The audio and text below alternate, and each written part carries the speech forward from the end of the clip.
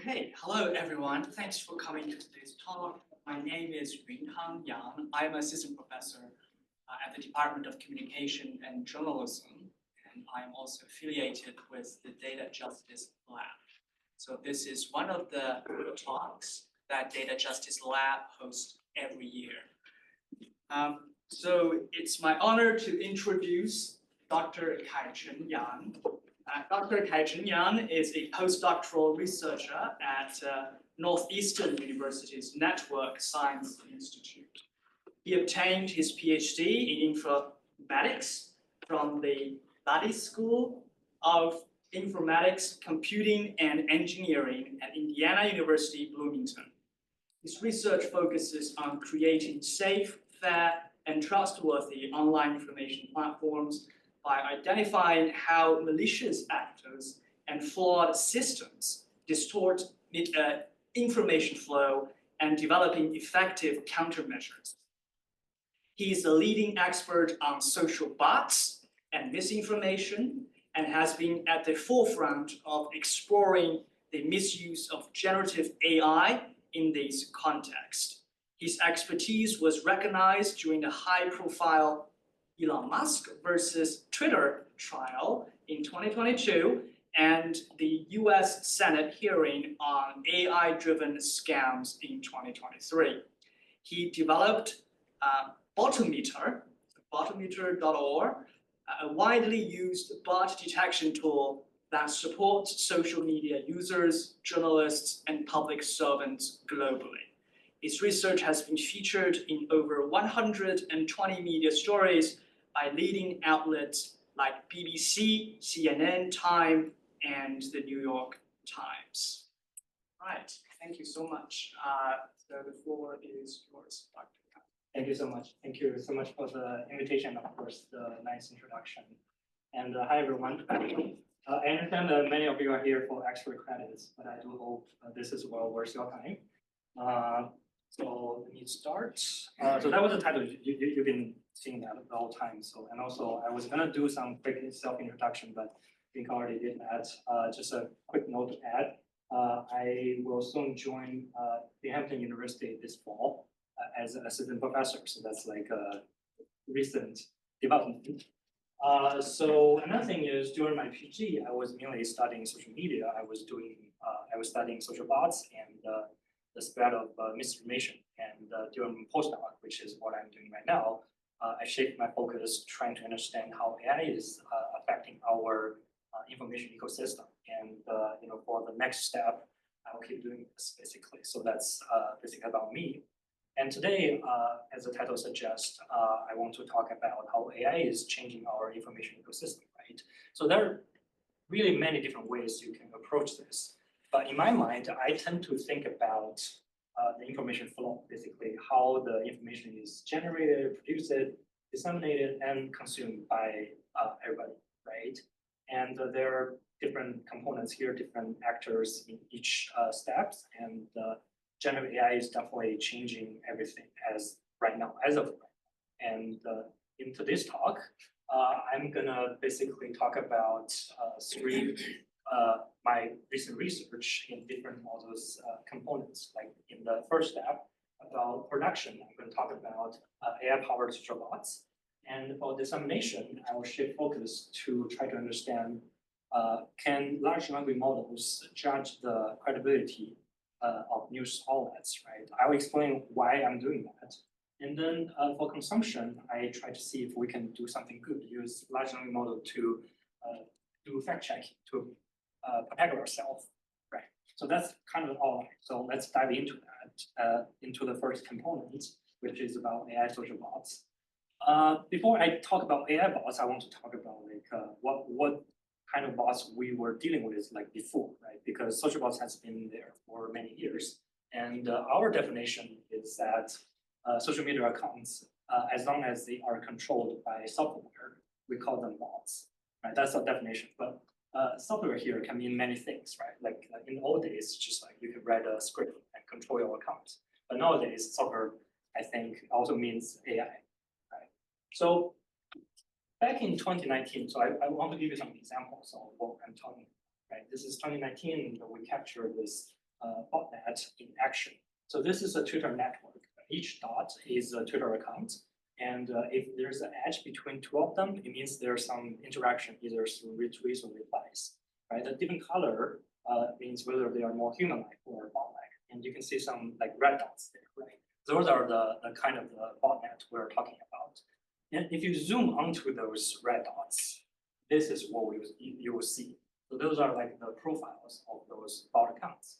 And I don't know if you have read studies about social bots before, but just by looking at those profiles, I think there are already like a few red flags, right? For example, you see they don't have a background image. Some of them don't even have a profile image, and the name, the description are kind of suspicious. They're pretty active. There are hundreds of tweets each one of them, but they don't have a lot of friends and followers. So those are like the kind of, I would say, very typical kind of spam bots, botnet that we were dealing with before. I spent, I guess, most of my PhD trying to studying them and build tools to detect them. And this is kind of the result we have, which is a tool called Volumeter. At its core, it's a machine learning model. So that's not the focus of today, so I'll just skip how it works. But it worked. I think it worked pretty well. Like it was challenging. There are different kinds of bots. Some of bots are very complicated, but I think we did a pretty good job building this tool to detect them automatically, right? And even as Yunkang just mentioned, even in 2022, like even Elon Musk was using our tool in his dispute with Twitter. But these are what I call the good old days, right? Everything sort of changed in 2023 after the release of ChatGPT. That's actually the focus of today. So I want to show you this. I do apologize, there's a lot going on here. So I'm going to give you a moment to see a little bit. So those are screenshots of some AI or ChatGPT powered social bots in action. They're posting contents and they are talking to each other, talking to other people, right? And a common theme here is what I highlight as an AI language model. So what happened here is, in the early days of ChatGPT, if you ask the model to generate things they shouldn't, such as generating negative content, I'll be like, oh, I'm sorry, as an AI language model, I cannot do this. And this is exactly what's happening. So the operator behind those bots were not very careful. So they just post those messages directly. And if you look at other message of those bots, it's very human-like, very natural. But in those cases, they sort of reveal their identity, right? So I saw this and I realized, oh, they're already like AI-powered bots. So I want to study them. So what I did was I go on Twitter when it was still possible, right? I searched this phrase, and in the results, I just did a lot of manual digging, right? And at the end of the day, I found over 1,000 such accounts that appear to be in the same botnet that all post at least once this phrase. And then in order to study them, I collected their recent tweets, I collected all of the friends to study them. So to give you a sense of what they look like. So here are like 3 examples of their profile. So if you still remember earlier, I showed you like the traditional like classical bots, right? This is very different. They have background images, they have profile images, human-like name, meaningful description, many friends and followers. I would say very authentic. And you can also see some statistics in friends and followers, they are pretty active. And a lot of them were created many years ago, but it was probably like repurposed for this, right? So I cannot show you their timeline, like their tweets, because it was pretty long. But when I was checking them out, it was pretty good. It was very human because it was AI generated, and ChatGPT was pretty good at it even at the beginning. But just looking at the content, it's really hard to tell. Like I consider myself as an expert in this regard, and I don't even know. By just looking at a single account every time, I don't even know. But if you do some statistical analysis, there are still some signals. Like for example, in this analysis, for each account, you can do original tweets, you can do replies, you can do retweets or quotes, right? And for each account, you can calculate the percentage of the 3 types of tweets. And for each one of them, you can put them in this sort of coordinates. And if you do this for every account, you can get a distribution. So on the left, that's bots. On the right, I found some humans, right? And you can see it's quite different. For human is like everywhere. That makes sense because human has all different kinds of characteristics, right? But for the bots in this botnet, they are concentrated, which suggests they have a very similar behavioral pattern. And also, I think they're trying to sort of balance the different types of tweets. So when you look at their profile, the tweets, it's there's all different kinds of tweets, very natural. And also, from time to time, they post images, like almost like selfies. So if you do reverse search, you will find those images were actually stolen from other website or some other social media. But normally, as a normal user, right, you wouldn't do that, and that just makes our account look more legit. And on top of that, they would follow each other, they would retweet each other, they would reply each other. So basically, they will form a very dense network. And as a result, you will see they have friends and followers. They have when they post something, there's replies, there are retweets. Looks very natural, but all of them are fake. So that's what we are dealing with. And remember earlier, I mentioned that we had a tool called Volumeter that can detect bots, right? I, of course, run Volumeter on those bots. And this is the results. And you can see Volumeter think they are very human-like, which means Volumeter cannot tell their nature anymore, which sort of makes sense because Volumeter was not designed to identify those AI-powered bots. It's a new stream. And at that time, I also tried to use, some people claim they have tools that can detect AI-generated content directly. Right? I tried those, doesn't work. So basically, it's just, it's very, very difficult to detect any, like, after 2023, it's just like become immediately impossible. So that's the first case where, the malicious actors are using text generation to supercharge the bots, right? I want to move on to the next case. So here is another group of fake accounts or bots, and you can see they have a human face, human-like name, pretty real, right? But all those pictures are fake. All those pictures are generated by something called GAN, or generative adversarial network. All those people do not exist. So this is another kind of type of accounts we have been seeing. So at the beginning, it was not very easy to identify those, right? So we just, since 2022 to 2024, which is, when we see some ourselves or somebody else reported, we just try to collect all those data. So over time, we were able to get 1,400 or something of those accounts as examples. And I think it's a pretty good example, like a sample of all different types. So we collect the data, we try to understand what they're doing. So after looking all those profiles, this is what kind of I summarize as their behavior or tactics, right? So there are several different things they're trying to do. First is, of course, impersonation. You have a human face, you have a human name. And in some cases, it just claim, oh, I'm a professor, I'm a student at such university. I try to search those names to find those people. I couldn't. So I think very likely they're just fake. Of course, you use AI. That's the major usage, right? And then sometimes those bots or fake accounts are used to spread scams. They just reply this fake screenshot of Elon Musk tweeting something like, "Oh, just Google this. You'll thank me later." If you actually do that, it will lead you to a scam website. Elon Musk never did that, right? Because it's fake. But they're doing this, and then they're doing spam, right? Just a bunch of nonsense. And they're used to amplify certain accounts coordinated. I don't know exactly why, but there's some coordination happening. And of course, there are some cases where they have an AI generated face. They are using ChatGPT to generate content. It's a combination of two techniques. It's almost like a perfect, right? But as researchers, we're so screwed. And interesting, in this case, all those accounts are actually verified. That's because after Elon Musk purchased Twitter, you can pay like $3 and you get a blue check. And those bots, they actually got that. So it's actually real. I don't know, like that's what we're having right now. So after spending a lot of time on those like AI generated faces, right, we do find some common features. So again, the same figure, right? But I can add some guidelines. What you see is, again, the technique to generate those faces has a very unique feature. It will place the eyes in the exact same location for every face it generates. And use this feature, we basically build an algorithm to detect the location of eye and just search for the images, have eyes there, right? as a method to detect more such accounts on Twitter. And we did that. We got some random sample in 2023, and we run algorithm, and then we manually further verify the result. Right?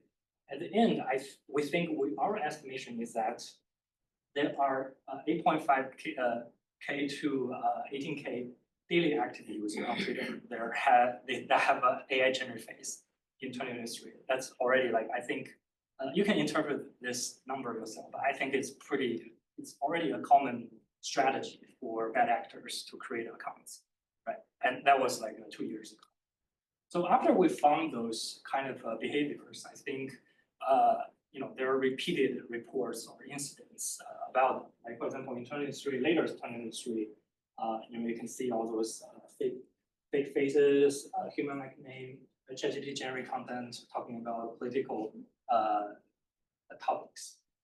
And in 2024, FBI actually announced that they captured a bot farm controlled by a foreign state. And in the example they showed, I think that's exactly the kind of accounts I was mentioning earlier, right? So those are just like a few examples. There are so much more. But I want to basically summarize the first part. So I guess my takeaway is bots, or I think more precisely these days, AI agents are getting just more human-like and intelligent. And in the old days, I think we had some method to detect them. Now it's more of an open question. So there are much more results in our paper. So if you're interested, feel free to check them out. So that's the first part. Now I want to switch gear and move on to the next component, which is dissemination. For me, the dissemination of the information really is, we have so many different producers, right? Good or bad. You can think all different kinds of news media, influencers, right? Dissemination is really about to choose what information to actually show to users. That determines what we see. So I think it's very important. And AI or algorithm are playing a very important role here. So to understand why we're studying how large language models are judging the credibility of news sources, this is some background. So you might have seen those before, like for example, Perplexity, right? Or you have talked to ChatGPT or Microsoft Bing. So those are like what they called AI search engine, or the AI chatbot. They are connected to the internet. So what happened is like this. Traditionally, when you do search, when you do Google, right, it will search the internet. Some ranking algorithm will find some relevant website and show the result of the website, at least the website for you directly. But now they are adding a new large language model layer in between. So what happened now is those AI models will do the search for you and read the results and give you the answer directly. So I would say, as from a user experience point of view, I think it's a very good improvement. And I've been using those AI search tools quite frequently right now in my daily life, right? But also as a researcher, my question would be, what could go wrong, right? So here, I think is perhaps the most famous failure story. In 2024, Google's AI overview will just do this. If you ask it, how many rocks should I eat each day? It will tell eat one small rock every day, right? So if you trace the information back to the source, it was actually from the onion, right? So everybody knows that's a satire story. So then the question really here is, how does those AI models decide, which information source to choose from, to use, right? So I think that's a legitimate question, because you are really relying on those AI models to determine what information you see, right? So we want to make sure they know what's good, what's bad. So that's why I'm doing this study. Right? So how do they choose information sources? So let's see the leaked system prompt of those AI models. So for those of you who are not familiar with that, the system prompts are like, you give the model a sort of a description of the behavior it should follow. It's like a default setup. So sometimes you can find online the leaked system prompt, and here are the keywords I find regarding the information sources when you do search. So I do some highlight. So here I just list them. It makes sense, right? You should find relevant information, high quality, high credibility, diverse and fresh, right? It totally makes sense. But my question is, does the model actually understand what those mean, right? yes, find me high quality stuff. What do you mean? What do you understand? So I want to study. So each one of them, I think, deserve a full-scale analysis. But here, I'm going to focus on credibility or quality, and also I'm going to focus on news media outlets because that's what we understand a little bit better, right? So the idea is really simple. I'm going to need some ground truth. So I'm going to use human expert ratings as my ground truth. So I'm using the list of credibility ratings from this paper. It compiles like data from different sources, such as Media Advice, Fact Check, and the News Card. So they would have experts just review different websites, just give them a score, basically. So that's what we're using as a ground truth here. And that is really simple. For each website, I just add AI model. For example, here I'm using Reuters as an example. Just give me a score between 0 and 1 as a credibility. And you can see that's a result from ChatGPT. It does pretty well. It gives you explanation. It gives you a score of 0.9. So you just repeat this for all the thousands of websites, right? And also I try different models because I want to see like how the model behave differently. So I choose from 3 major providers. Of course, OpenAI, Google, and Meta. And in each family, I have like different different versions, usually like from smaller to larger model to see if they behave differently. So the reason is all those models, I think they have already been used in different products that has already been used by, I don't know, millions of users already. So I think it makes sense to test, right? So that's the whole experiment. So let's see the results. So the first thing I want to show is actually, can they actually produce the credibility score as instructed? Because in some cases, you can ask, but the model will be like, oh, I don't know this, so I will give you nothing. It happens, right? So I calculate the percentage of domains with large number of ratings, but also to make it more interesting, I divided the domains into different popularity ranking design. So basically on the left, it's the most popular ones. On the right, it's less popular. And it sort of makes sense, right? As it gets less popular, the model start to, they don't know the website, they refuse to give the answer. But also in some cases, for example, in Llama 3.1 it's a very small model, right? Almost always it will give you something. It looks like it's good, but the question is, yes, it gave a score, but is it accurate? So that's a different question, right? But here is still, I think this is still meaningful. And also within each family, the size of the model seems to matter. Bigger the model would be, it's more likely to refuse to give you anything. So that's the first sort of finding. But next, I think the most important thing is how accurate are they, right? So very simple, just calculate the correlation. So here I'm correlating models between models, model with models, and model with human, because we're using human expert rating as a baseline. So you can roughly think this those numbers are kind of the accuracy, right? And all those others are just correlation between different models. So what we can see here is it seems among those models, they correlate with each other pretty well. You have 0.9, 0.8, pretty good, but with humans, it's between 0.5 and 0.6. So it's still positive, but I would say correlation is the moderate one. So it's very interesting. So the model, I do not think the model was trained to do it. Somehow it has some sense of how credible different news sources are, even though it's not like perfectly aligned with human expert, right? And earlier I mentioned that for Llama 3.1, right, it gives you a lot of answers, but its correlation with others are the lowest. So that's not always a good thing, I guess. So that's another finding, right? And the next step I want to study, because I study a lot of political communication topics. So I want to understand if the model, especially in the US context, does it have certain political bias, for example. So that's what I do. I want to compare them.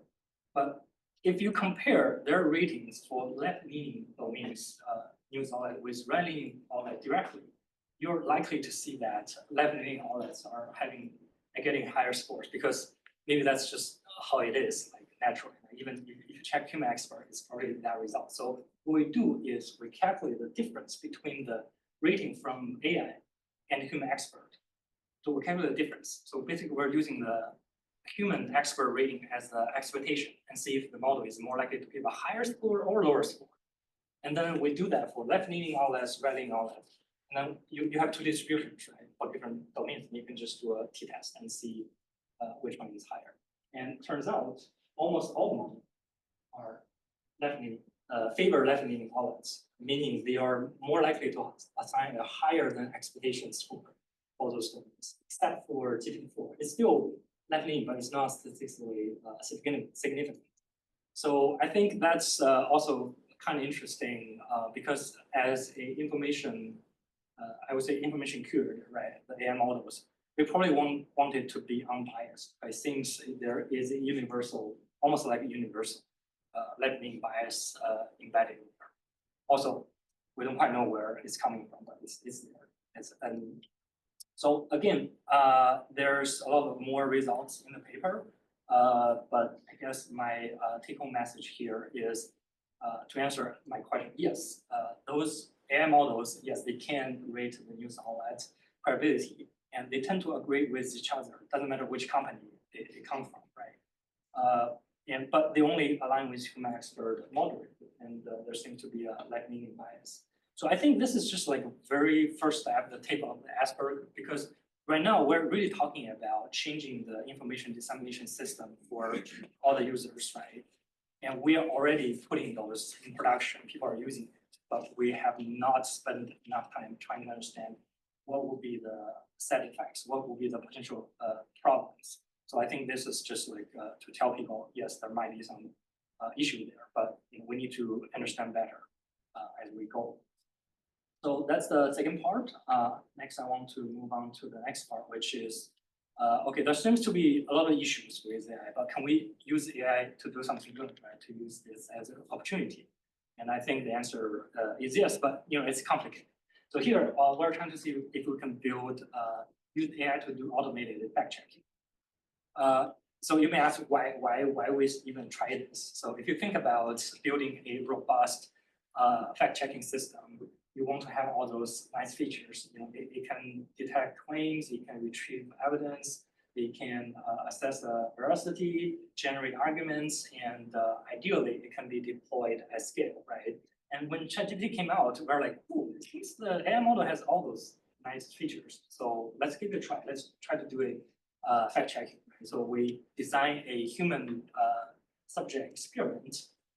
So it's a pretty standard study design in when you study like a misinformation intervention strategy. But let me still walk you through this. So we have like two different groups, belief and sharing. So basically, for the belief group, we show them news headlines and ask you, do you believe this, right? For sharing, we show them headlines and ask you, are you willing to share this on social media?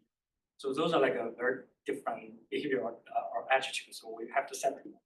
And within each group, they have three conditions. The control condition, we just show them the original news headline, nothing else. And then we have the optional and the forced treatment. So for forced, we show the news headline and the fact check information provided by ChatGPT together. But for optional, they can choose whether they want to see it or not. So that's kind of the design. So eventually, we want to basically compare the results for the treatment group with the control group to see if this, if we think this AI fact check as a intervention, to see if this intervention is useful, right? So that's the design, that's the purpose. So about the stimuli, about the news headline we showed them, we have 40 of them.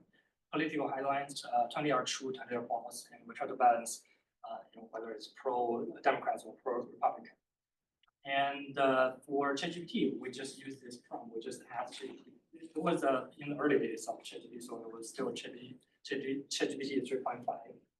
We asked, we saw this headline, do you think is likely to be true?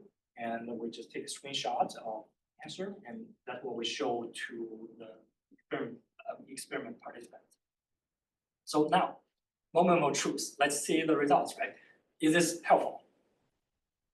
Sorry. Before that, we actually have to look at the performance or accuracy of ChatGPT's judgment, right? And it turns out it's not always accurate.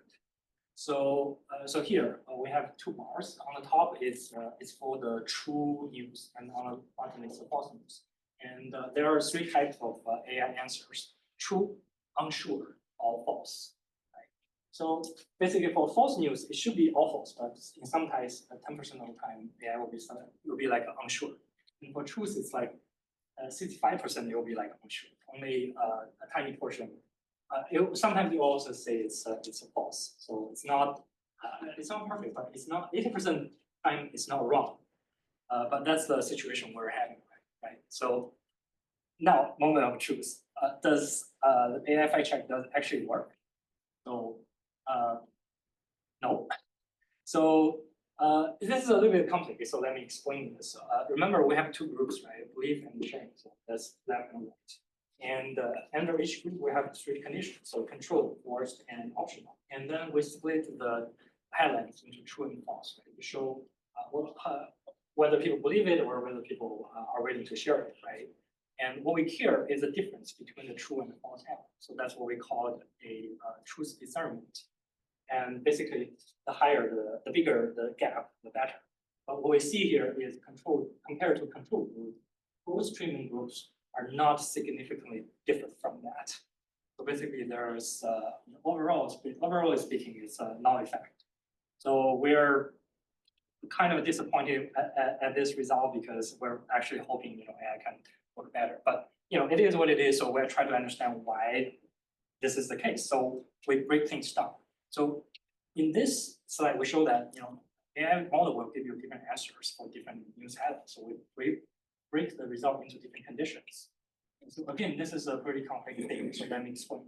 So on top, it's true news, false news, and then on the x-axis, we have when the AI says it's false, unsure, or true.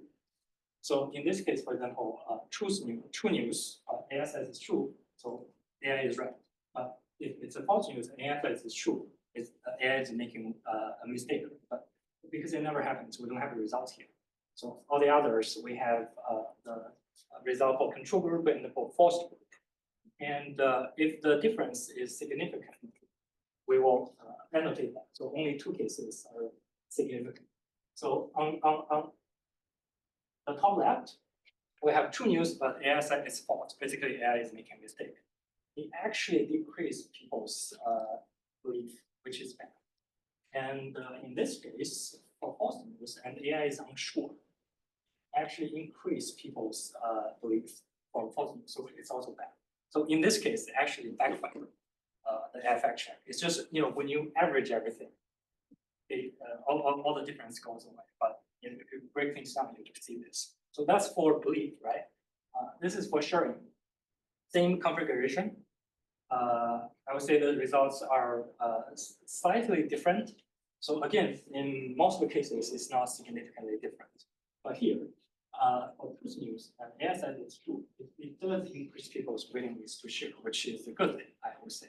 But again, here, for false news, AI is unsure. It backfires. So as I said, it's kind of complicated, but I think the takeaway message is it doesn't really help. And we also have an optional condition, which people can choose to see or not. Again, this is pretty complicated. We have belief, we have willingness to share, we have true news and false news, and we have two conditions, not condition like what people choose. Opt out and opt in.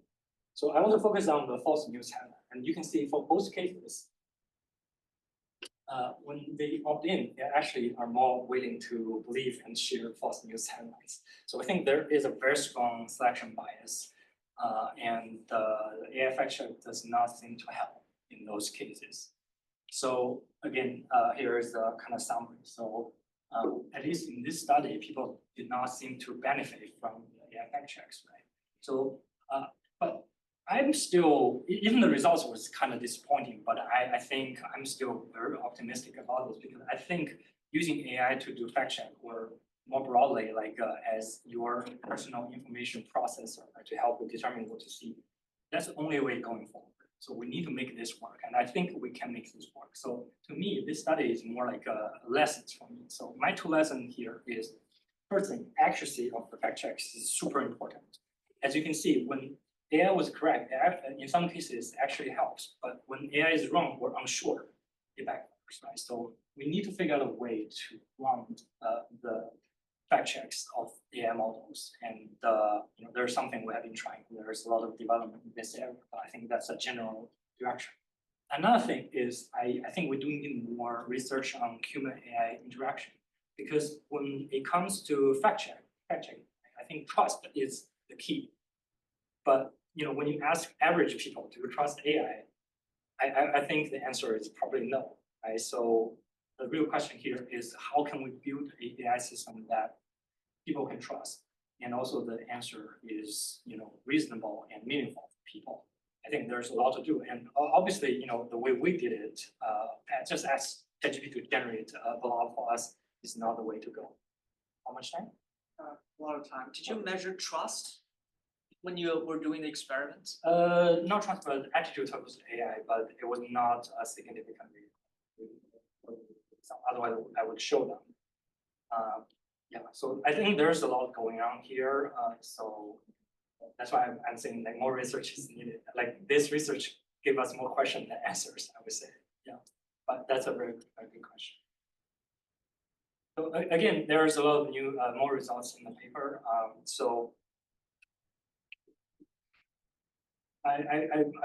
it's almost like to the end, but I do want to end with a little bit what's the future? What's the next? So that's the kind of question I've been thinking because I want to keep doing research, right? So before I talk about that, I do want to share like two general trends that I observed in the past few years, right? So the first thing is the development of AI is scarily fast. To give you an example here, I'm showing you. So this is Midjourney, right? Midjourney is a image generation service. So basically, you give a description or prompt, it will generate figure. So same prompt, different version, and you can see from it's just like 2 years, and it has gotten so well, so good, right? But this is just one example. It's happening to all the language model, to all the video model, to voice model, everything. And I think it's really hard to tell, like in 2 years, what's gonna be like. And also, like earlier, I said, I found that people use GAN generate faces. GAN was like a last generation technology already. This is what we're dealing with, and it doesn't have that eye location kind of thing there. So detection, I think, like maybe today is already kind of impossible. So for the future, even more so. So that's the kind of situation we're facing. So another thing is I call the emergence of autonomous agents or AI agents, right? So it's kind of similar to the idea of social bots, but I would say more smart. Earlier, the bots I mentioned is more like, yes, they're using AI to generate content, but in generally speaking, they're still following the instruction of some human, right? Human defining the behavior patterns. The bots will follow. But here, we're really treating large language models as sort of a brain. And those AI agents can receive and comprehend information, they can reason and make decisions, and eventually they can act and use all different kinds of tools to do different things. And then they can repeat this process to achieve whatever the goal is. And you can use those for all different kinds of things. You can use this to build AI bots, of course, right? But you can also think, earlier I mentioned AI search engine, generally speaking, is also agent, right? Basically, you have agent you have a question, the agent will go online, do search, do research, summarize the result, and show the result to you, right? So it has all different kinds of opportunity, of course, challenges. But I think this is perhaps the most important thing we need to think about at the moment. And because of those two trends, here are my predictions for the whole information ecosystem, which still I'm thinking about in this framework of production, dissemination, and consumption, right? So for production, I think there will be an explosion of AI-generated content. So my prediction is maybe in 2 years, you go online, most of the content you see is AI-generated or AI moderated. And most of the content, account you see online on social media are probably not real humans anyway. So then, and also I mentioned, I think detection is really challenging, right? So in that case, I think the right question is not to ask how to detect bots, but a different question, like as a human species, how do we live in such an environment where most of the content is AI generated? So I think that's something I've been thinking about, right? not necessarily true, but that's kind of my prediction. But that's not necessarily all bad, because the good information producer can also leverage AI, for example, news media. For example, you might have heard the news desert kind of phenomenon in the US, where all the local news agencies don't have enough funding to support their coverage. But maybe with AI tools, they can do much more than before. So maybe it's a good thing. But I think AI is going to play a very important role in there. And yes, explosion of AI generated content. And then because of that, for dissemination, I think we'll see a decline of traditional information pathways. Like, for example, I just talked about search engines, right? I do think Google is facing a very big challenge of those AI search engines, because if you have used it, you'll realize, at least for me, I think it's really an improvement. So I think that's the future. And also, I think the social network will see some very interesting change. So traditionally, social network is a service to connect people. Right? But now with so many bots on there, I don't think it's still what we should call social network. And also one day, I think it's totally possible to have such a powerful AI agent that knows what you want and can generate what you want, everything. Then you don't need to connect to other people. Why do you, right? You can just interact with this AI. Oh, give me some news story, or give me some TikTok videos, like just generate it on the fly. That's totally possible, right? I don't know, but that's one possibility. And I've been studying social media for many years, but I think if that happens, then my research needs to change, right? That's a very different paradigm. So that's one possible future, right? And then lastly, this part, I'm not entirely sure it's consumption, because I think it's dissemination and consumption together, but I think we will have AI as personalized information curator and processors. So it's, at least for me, it's already happening, right? Like I've been trying to follow the AI papers every day. There are like 100, at least 100 every day. I don't even have time to read all the abstract. So what I did is actually write a small tool, use ChatGPT to read them for me and filter out the ones I'm interested in, so that I don't have to read all of them. So I think that's already something like this. But later you can just imagine, you have some question. Let's say you have a homework, right? And you have this AI agent. The AI can just go do search and read all the website content and then generate a report for you. So that's what I'm talking about here. You can think about news. You can think about everything else. And it's already happening. Like Perplexity is doing that, and Google has. If you pay like $20 to buy their pro service, they have the I forgot the name, like a deep search or whatever. It's so good. It does exactly what I just described. And also, like you can think when the AI gather and process all of those information, you can turn that into different form. Anything you want. Like for example, it can be a summary. It can be a podcast. Also, Google has this tool called Notebook ML, also very good. If you haven't tried, I really recommend you try it to see where we are at the moment. So I think that's definitely the future. But as I mentioned, you're relying on AI to do those kind of things. So you have to understand what AI is doing, why it chooses certain information over others, right? How it's presenting the information. And to me, I think more importantly, this is the chance where, because we don't know, as I mentioned, the content will most likely be generated by AI anyway, right? So it doesn't matter where it's coming from, as long as the information is okay. I think that's fine. So I think what we can do is in this layer, we can add something to make sure the AI can do some verification to make sure the information is accurate and unbiased. So that's kind of come back to the fact check study there. But we need to do more on that, right, to make sure it actually works.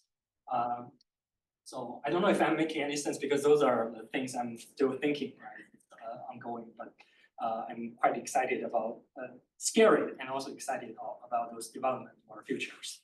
So that's all I want to share today, and thank you very much. I do want to thank all my collaborators, and if you have any questions, feel free to reach out to us through this email or on the website or on Twitter. Yes. Thank you.